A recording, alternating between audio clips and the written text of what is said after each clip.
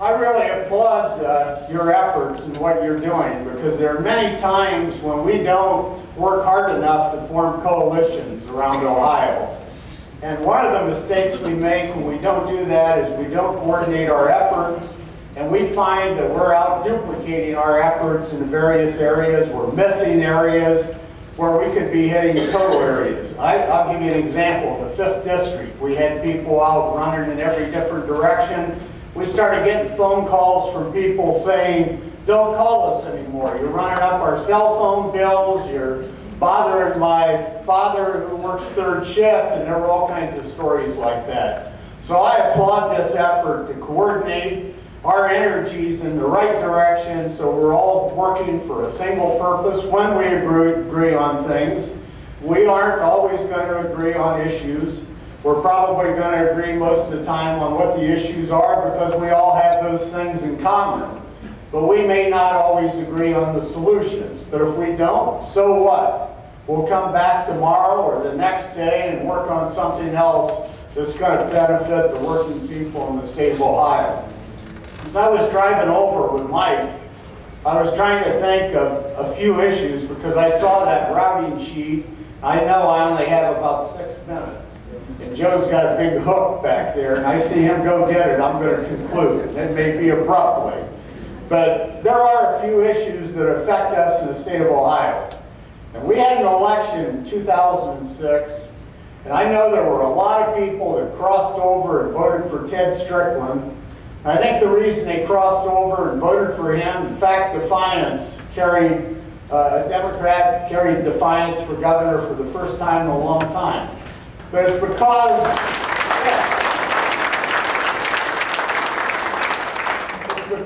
he was talking about the real issues, and we knew where he stood on those issues. He had plans to try to resolve those problems, and he kind of took a new approach after he got elected. He kept his promises, and he started working on it, but it resonated. There were 3 things that I heard consistently: jobs, education, health care. And I don't think there's one person in this room that doesn't know somebody that's either in fear of losing their job, whether it's a family member, a friend, a neighbor, someone you go to church with, in fear of losing their job or they've lost their job. And in thousands and thousands of cases in Northwest Ohio and across the state of Ohio, people not only lose their jobs, they're losing their homes. They're losing their opportunities that Becky talked about earlier. The American dream is gone down the tubes. But Ted Strickland is working on that, but he's going to have help. Education, certainly charter schools aren't the answer to education.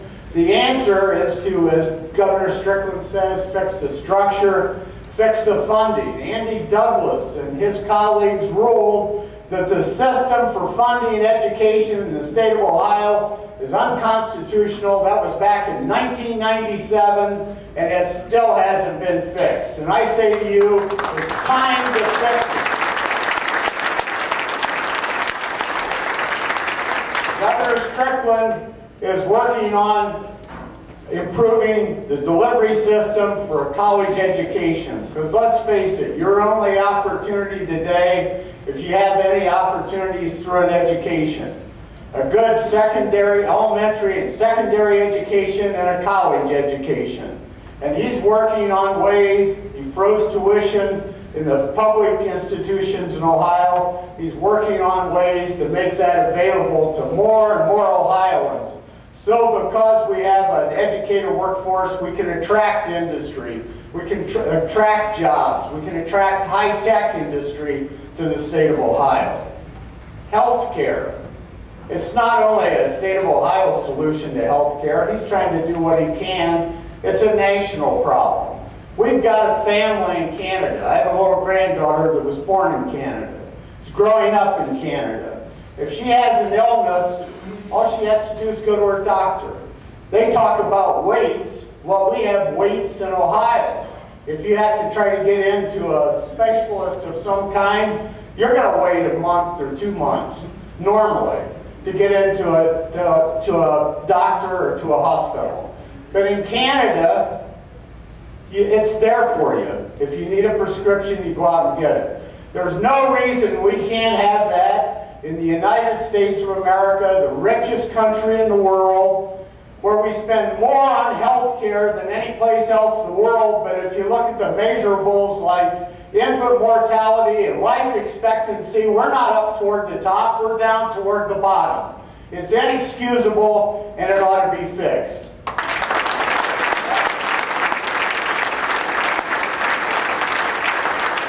And we talk about energy costs.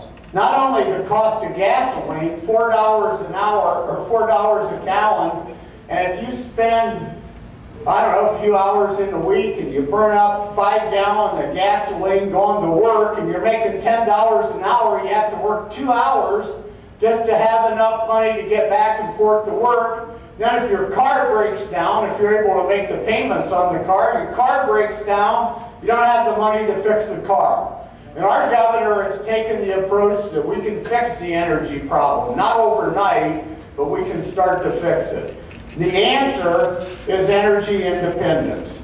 We can have energy independence in this country. We can have alternative fuels. We can have photovoltaics to produce electricity. We should use wind generation to produce electricity.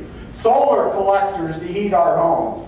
The agricultural industry in this state and in this nation can benefit if we use soybeans and corn to produce ethanol and biofuel, biodiesel. But we ought to be looking at those things. Maybe we don't have all the answers now, but we certainly have the wealth and the ability to spend it on that. We have the money to spend on a war, and we support our troops. But we also ought to support our troops when they come home with injuries and can't get into a decent hospital to get decent health care. We ought to support that.